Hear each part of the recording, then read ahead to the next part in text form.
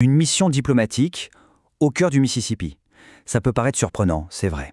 Et pourtant, cette visite de l'ambassadeur du Maroc, elle nous révèle une stratégie internationale complètement nouvelle et bien plus fine qu'on pourrait le croire à première vue. Alors, on est en droit de se demander, mais que fait au juste le plus haut diplomate marocain aux États-Unis dans le Mississippi, si loin de Washington? Cette visite, elle n'a absolument rien d'anodin. C'est l'occasion de décrypter ensemble une stratégie diplomatique d'un tout nouveau genre. Et voici l'acteur clé de cette histoire, Youssef Amrani, l'ambassadeur du Maroc. Mais ce qui est intéressant, c'est surtout le lieu. On ne le voit pas dans les couloirs du pouvoir à Washington, non. Il est dans le Mississippi, en pleine discussion avec des acteurs locaux. Et c'est précisément ça, le changement de méthode. On le comprend donc, cette visite n'est pas du tout un hasard. En fait, elle s'inscrit dans une stratégie bien plus large, un véritable nouveau manuel de la diplomatie. Alors, qu'est-ce qu'il y a dedans? Le mot-clé, ici, c'est diplomatie décentralisée. L'idée est à la fois simple et vraiment puissante.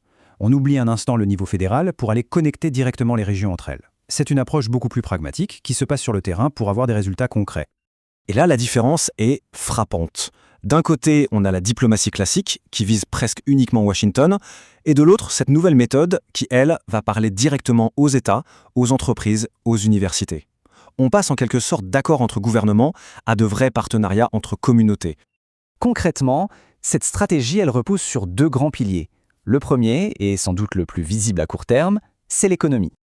Cette mission dans le Mississippi, ce n'est pas juste une visite de courtoisie. Pas du tout. Elle cible des secteurs très précis où les deux partenaires sont en fait complémentaires. Quand on regarde de plus près, le Mississippi, c'est un poids lourd de l'agro-industrie. Et de son côté, le Maroc est en pleine montée en puissance dans l'aérospatiale et les énergies renouvelables. Le potentiel de collaboration y saute aux yeux.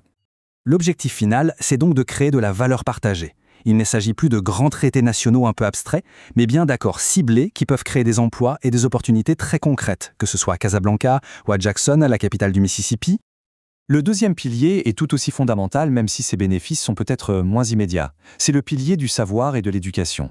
Ici, la stratégie se joue sur deux tableaux. D'un côté, on veut encourager la mobilité des étudiants pour qu'ils puissent s'immerger dans une autre culture, un autre système. Et de l'autre, on veut stimuler la collaboration entre les chercheurs sur des projets concrets.